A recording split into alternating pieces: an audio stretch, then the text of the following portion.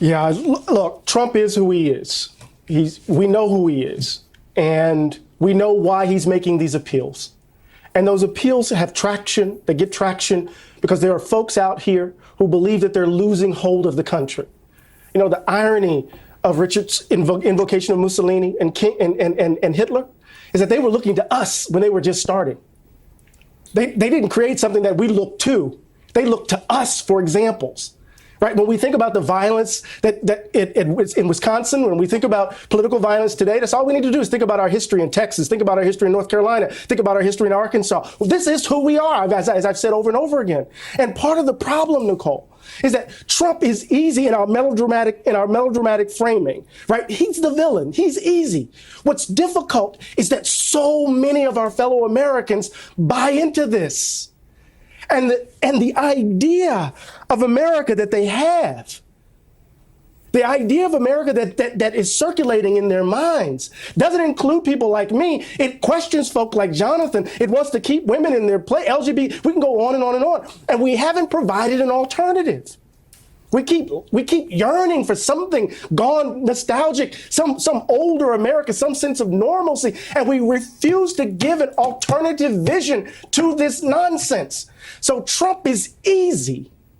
The hard part is to put forward a vision of the country that actually responds to what we know is circulating among the people we love.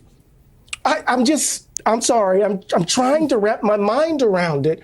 And it just seems to me that we don't want to face what we know we should face. And that's the monster in the mirror, which is us. I mean, you can't stop now, Eddie. I guess what I'd ask you to elaborate on is, could we handle that conversation, right? Are we still a country that can have hard conversations? If we can't handle it, Nicole, we're going to lose it. If we can't handle it, we're going to lose it. All of this, we have been fighting this battle. We left over 600,000 on the battlefield dead.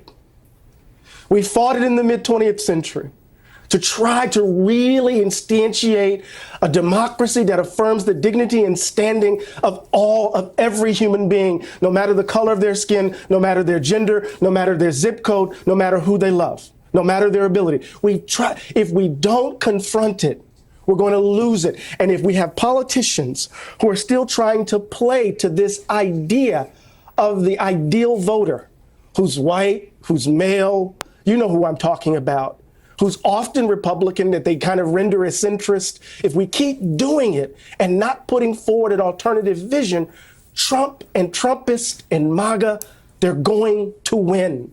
I understand what Jonathan is saying. There are decent people out there, but there have always been decent people out there.